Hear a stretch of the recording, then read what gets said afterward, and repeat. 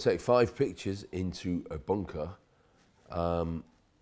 then this is probably the most unlikely picture you should take, really. When I was 8 years old, they put a man on the moon. My memory of it is going as an infant into the main assembly hall in Stockport, and we looked at this kind of blurred imagery. Anyway, this picture is of a man on the moon. This image will continually stay with me forever. And it is without doubt the most profound thing that's ever happened in my life. And that is why it's a great photo.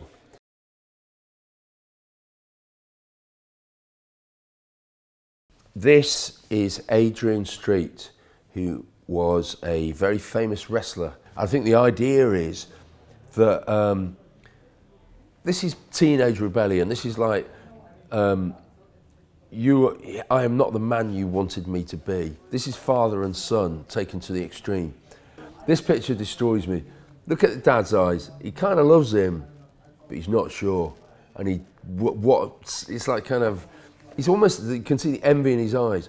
And this photo, probably more than any other one I'm going to talk about, has one other element to it, another dimension to it. You can hear what it's saying.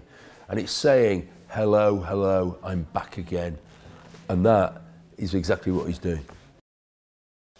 The next 2 pictures I'm going to show you are both based on Americana, a very different one. Now this is William Eggleston. He chose to use colour photography in 1970 something. Apparently caused a bit of a stir, but not that I'm bothered about that. He was very interested in the idea of colour photography. He took photos of things that were not worthy of wasting your money on. And he chose to photograph rubbish, but in particular, he used flash and he photographed under somebody's bed. You can't really emphasize how important and how ridiculous or how powerful this actually is. To photograph under a bed and to just the junk of real life, but to use colour on it and almost waste colour on it and waste flashlight on it.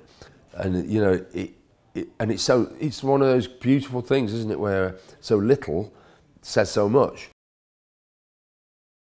On a more romantic sort of Woody Allen, New York, this is William Klein.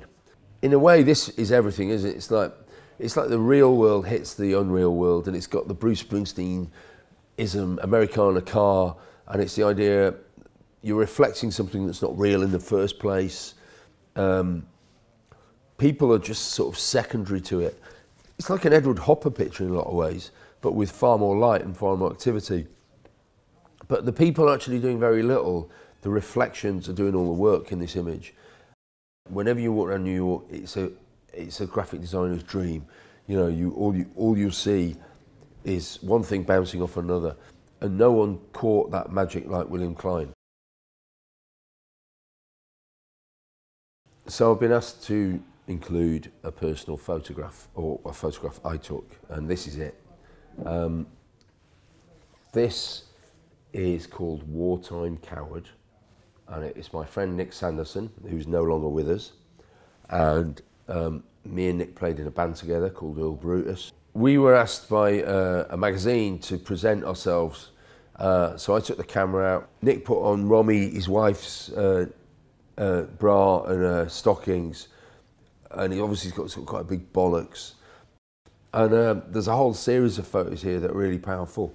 And I don't know, this is probably more a family portrait for me than anything else. And that's why it was important it would be included. And I guess if you were going to go in a bunker, then you would take pictures of people you know and you like.